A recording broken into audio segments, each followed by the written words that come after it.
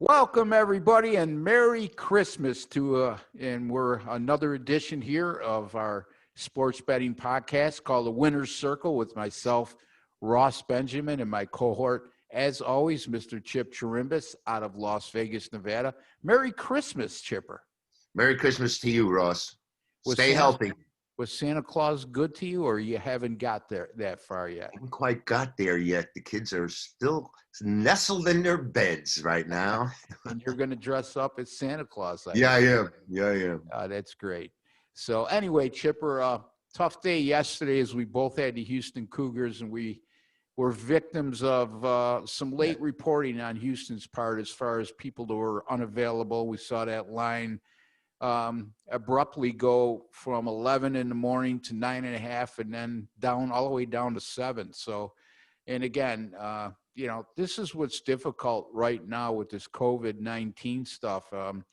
We're not privy to this kind of information up until the last minute, and it leaves guys like us vulnerable, in that regard. So, what are you supposed to do? Wait till an hour before game time, and these bowl games, even more so, because there's not a lot of urgency for some of these teams and bowls.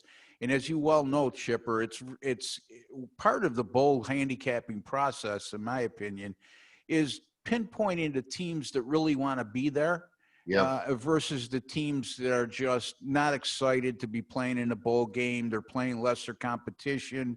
They're overvalued. What's your thoughts on that?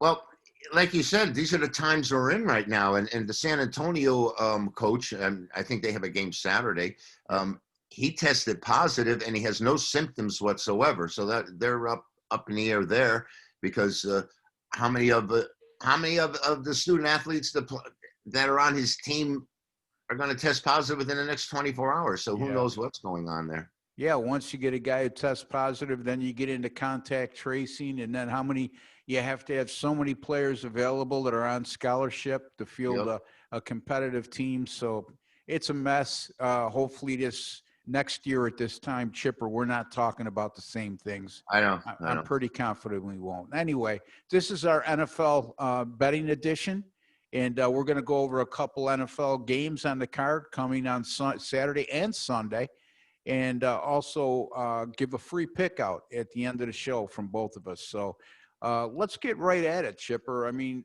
Minnesota, New Orleans plays this afternoon. Probably by the time you view this video, wherever you are, the game probably would be almost started or has started or have been played already. So we're not going to waste time there. Miami at Las Vegas on Saturday. Now, this is interesting to me, Chipper. Miami's a 3-point favorite against a Raiders team that's just fallen off the cliff after starting the year 6-3. A lot of lack of discipline on that team, and the defense has been terrible. But Miami is a favorite on the road. Again, you know what? I've been beating a dead horse with Miami, saying that they're a fraud. They're fool's gold. I'm not so sure that's the case in this situation. But if I had to lean, I'd lean toward the home team here. I think you have to, but you mentioned it. The major concern is this defense for the Raiders. They haven't been able to stop anybody. I mean, they got off to a great start. I believe they dropped 4 of their last 5 with their only win, the Hail Mary against the Jets. It's tough, and I see why the odds makers can make Miami the favorite here, considering their record. I believe, are they 9-4 or I mean, they're 9-5.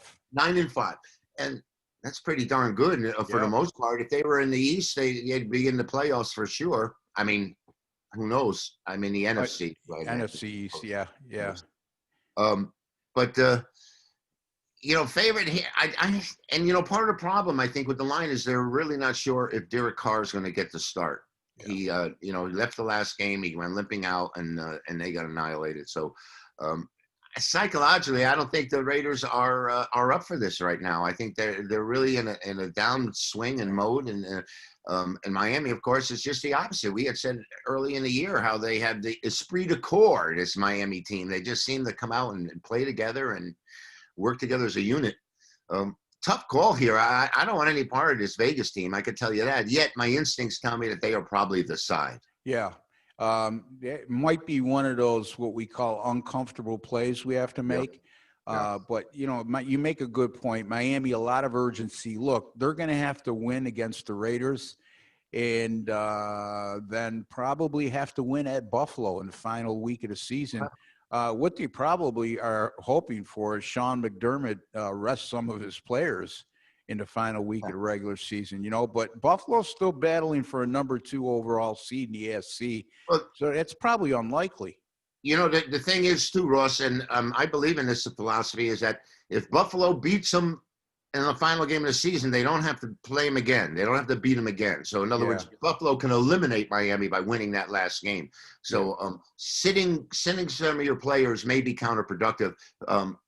You know what I'm saying? It just yeah, but at the end of the day, we both know that I get that philosophy that the idea is to get to January in the playoffs healthy. And the last thing you want to do, for example, Chip, and I'm not going to elaborate on this, but having been in this side of the country here, right around the Buffalo Bills situation, if they win this week and the Raiders or the Steelers lose to Indy, which is a distinct possibility, they're going to clinch a number 2 overall seed because, so if that happens, then it only stands to reason you got. And be honest with you, I'd rather play. If you're a Buffalo fan, you'd rather play Miami in the playoffs than, take your chances of playing Miami in the playoffs more so than what you alluded to a couple shows ago, the Baltimore Ravens, who could be very dangerous to play.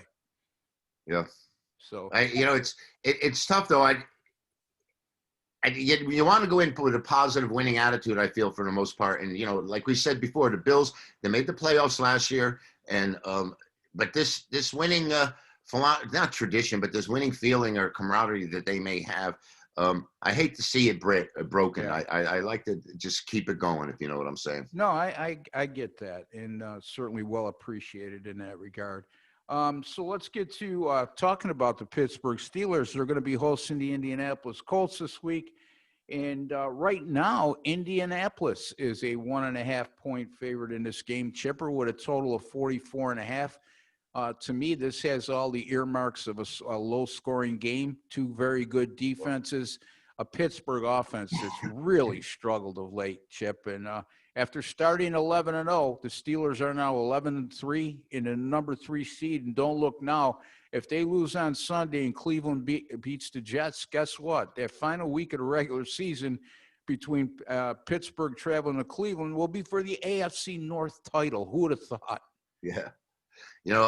This Pittsburgh team has really fallen off, like you said, completely. The running game is non-existent, and Roethlisberger hasn't been able to pick up the slack. And that's what he's always been able to do. He's always managed to, if they didn't have the running game or if their defense, Roethlisberger would always pick up the slack. And his play has really fallen off in the last 3 weeks. Tough matchup for them against Indianapolis here. And the line is telling you that they may be in a bit of trouble, though. Usually when you count a team out and you're really thinking that they're done is when they'll respond. And I wouldn't be surprised to see the Steelers somehow come up with a great effort here. And, this Indianapolis team has what have they done to us? We've won with them and we've lost with them and we've had different spots with them. They've been pretty inconsistent in that regard. I mean, hard to say about a team that's been 10-4, but against the spread, you're right, Chip. I don't think they won 2 in a row, or they didn't lose 2 in a row at times against the spread, and we were floundering. I know we got beat with them one time playing against them, and then they had such outstanding performances defensively, and then there was another time where they were just totally dismantled. So they have a veteran team, these Colts, and Phillip Rivers is going to be matched up against our boy Roethlisberger. It's going to be an interesting matchup. Yeah, and, we talk about Drew Brees, and we both made the commentary about how we've seen a decline in his game, especially last week coming back from injury. Should we give him a pass in that regard because he is coming back from injury? I guess you can, but we've been saying this right along about Drew Brees, is his arm strength, the velocity on his throws, his inability to make throws across the field. And anyway, I see basically some of the same stuff with Big Ben. Yeah. There's a reason why Pittsburgh has gone to a passing game with all those talented wide receivers, where a lot of their stuff is all underneath, Chip. It's all 7-10 yard routes. You very seldom see Roethlisberger try to stretch the field like he's done in the past. So I'm a little concerned there right now, if I'm a Pittsburgh fan, about his play, Chipper. I don't know if you noticed the same thing. No, I did. And I think the velocity, like you had spoken about, and arm strength. We've seen a lot of these veteran quarterbacks now. I'm talking about Brady and Brees as well, and even Rivers. When they're throwing, they don't throw the deep passes well anymore. They're throwing the ball short, and they've been vulnerable to pickoffs. And that's pretty much, we've seen it. I think I've seen the difference between Drew Brees out there and even Brady. And they're all coming underneath and short, and that's part of it with Big Ben. I mean, most of the time, I think when he completed those long passes, it was after he had already had flushed out of the pocket and plays broken down, because he's so big and people would bounce off him. I mean, he was just able to move around and launch those long passes. He really wasn't our prototypical drop back quarterback his entire career. I mean, he was just such a physical. Yeah, he wasn't nimble, but he was pretty mobile. Yeah. For his size, if you could say. He manipulated his way around the pocket pretty good. And like you said, he used to be adept at escaping pressure and then making plays on the run. That, again, maybe I'm being nitpicking. I mean, we talk about Drew Brees and Phillip Rivers. Let's face it, those guys really didn't have a strong arm even in their heyday. They were just smart quarterbacks. And did they have an NFL arm? Absolutely. Yeah. But it wasn't the caliber of an Aaron Rodgers or a John Elway kind of thing, Right. Or even a Josh Allen. No, I mean, he could throw. Yeah, same thing. Aaron Rodgers, for his age, just unbelievable. I don't even want to. We're going to get off on a tangent, so let's let that go. Hey, here's an interesting game I want to get your thoughts on, because, again, we're talking about a 1-13 Jacksonville team. But Chicago going on the road at Jacksonville, laying 7.5. All of a sudden, the Bears have found the running game, and all of a sudden they found some offense. And now we're looking at a Bears team, one of our buddies that keeps going, they are who they thought they are. We haven't heard from him in a couple of weeks because they're not a 2-game win streak, Chip. And all of a sudden they're 7-7, and they could possibly finish 9-7 on the year. Anyway. Is it too much to ask for the Bears to cover a 7.5, even against a lowly team like Jacksonville? I think it's too much to ask for me to give a valid opinion on this game. It's tough. Yeah. How can the Bears be 7.5 with their offense? But then again, the Jaguars, they're in competition with the Jets here. I mean, they've only won that opening game of the season. How did they beat the Colts? And we were talking about the Colts. They got outgained in that game by 200 yards, by the way. Yeah. Well, there you go. Yeah. That's happened a lot this year, hasn't it? Where the team that dominated the game is actually, I mean, I don't say that they played close. They've actually gotten beat by handily in some of these situations. And the game I keep referring to in my mind anyway, is that Ram-Dolphin game. That was one of the most one-sided games I'd ever seen, both on the scoreboard and in yardage, but it was opposite. It was a double-digit margin by the team that got outgained by pretty close to 300 yards. Yeah. I mean, I look at stuff like that, and I know you do too, because sometimes for lack of a better phrase, it's fool's gold, because you look at the final score, it doesn't tell the whole story.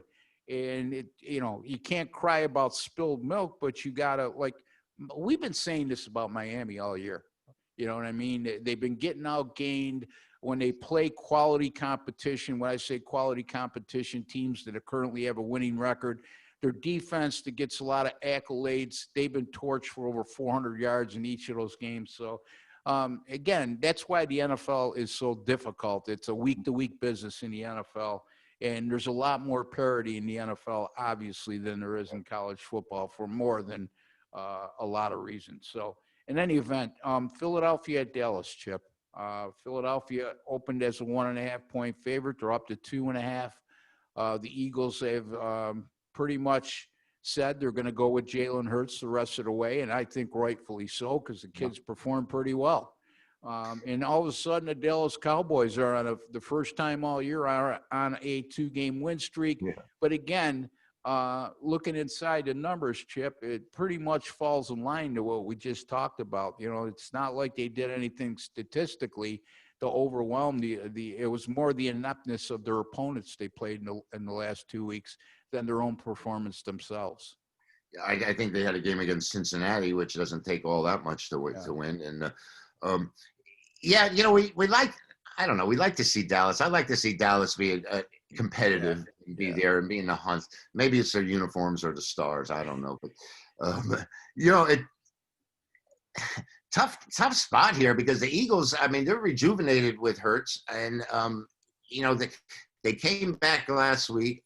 I just don't know if this is a tough one. I think in my mind, I think Dallas may come up and play well because they're a lot better than we've seen. I mean, there's no question. I mean, it's been absolutely horrid season for them. And Elliott might be back this week, and from what I understand, he wants to play. And you know, it is a division game, and I don't know. I lean toward the Cowboys here, believe it or not. Yeah, I tend to agree with you. You know what? Pollard had a hell of a game last week filling in for him. But right. Having said that, you know, you mentioned the Cincinnati game, case in point. Dallas had under 300 yards of total offense in that game and somehow won a 30-7 or 30-10, something like that. Beneficiaries of 4 Cincinnati turnovers. And then last week were outgained as well, if I recall. So, but in any event, you know, we lose sight of the fact you bring Ezekiel Elliott back into the mix. He's one of the best running backs in football when healthy. And then they're outside guys and Amari Cooper and CD Lamb and the other kid. I can't recall now his name. And again, I'll probably get criticism from people watching the show because don't ask me his name. Yeah, the kid, the last name starts with a G. I can't remember. He's from Colorado State. Anyway, they have ample skill position wide receivers. And Andy Dalton, no, he's not going to provide what Dak Prescott does, but he's still a veteran quarterback, you know. I think I'm sorry, but they don't stop anybody. No, you know, that's I mean, the problem. Elliott doesn't make any tackles, and unless you know, and neither does Cooper. So they've got the talent on offense. I mean, they lost the quarterback, which really just you know. Yeah, and their offensive line, they went from having one of the best offensive lines in football to being decimated by injuries and retirement there. So that's definitely not a strong suit. Okay, the final game we're going to talk about, and then we'll get to our free picks. Thank you for joining us today, folks. Again, Merry Christmas from me and Chipper. Hope you have a great Christmas and happy holiday season. And again, if you have not subscribed to our YouTube channel, please take a second to do so. It helps keeps these videos alive. For those of you who have subscribed, we thank you very much, and I appreciate all your comments and feedback on the site. Even though some of it's negative, it is what it is. So we expect that. We've been doing that a long time. So Tennessee at Green Bay. The Green Bay Packers are a 3-point favorite. And the total in this game is 56. This is a really intriguing matchup to me. It could be a high-scoring game. You know, look at the total, 56, and it tells you that right off the bat. But you got a Tennessee offense that's really operating on all full cylinders. And Green Bay, of course, has been consistently good on offense with Aaron Rodgers. And both defenses, to me, are suspect. Green Bay is still playing for a lot here, Chip. They did clinch the division, but if they win out, they're going to. For example, if they win on Sunday and New Orleans happens to lose, which isn't out of the realm of possibility on Sunday, or when do they play here? They play today. Excuse me. If they happen to get upset by Minnesota, and Green Bay wins, Green Bay clinches the #1 seed in the NFC. If not, it's going to go down to the final week of the regular season. As we both know, that bye week for whoever team gets it in the NFC or AFC is going to be huge this year. So, Yeah, it is. um, Without question. any thoughts on this game, Chipper? Because it's certainly, Yeah, I think that you're going to have, it's a great contrast in styles. You know, Aaron Rodgers had probably headed to the Hall of Fame as a quarterback without question. And you got Derrick Henry running on the other side. I can see this. I thought the number was a little short. I really did. I think they're giving the Titans a lot of respect here, considering the value Green Bay gives you at home. And overall, they just always seem to. It's tough getting by Aaron Rodgers. I'll tell you that. yeah, And no doubt. He's one of those quarterbacks you hate going against. You yeah, know, it's not, you have to do so on occasion.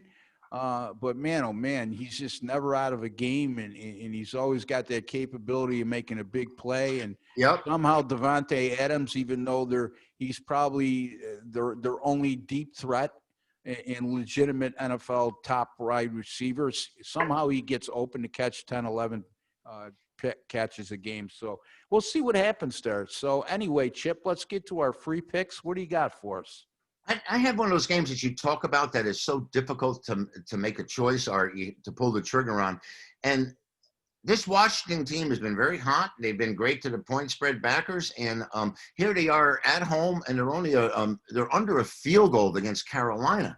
You're down to -1, as a matter of fact. Yeah, well, Carolina, they haven't put too many wins up, but they've had some great efforts out there in games where, they had the opportunities.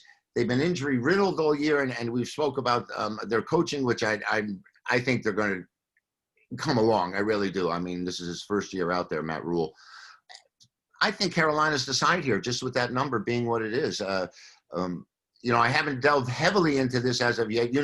We do major work on Fridays and Saturdays with the NFL, and but when I first saw this, I was a little concerned. They said, this Washington team, they're in first place. They're playing for a playoff berth, and they're playing one of the dregs in the league, and they're less than a field goal. And now you tell me the number comes down to 1.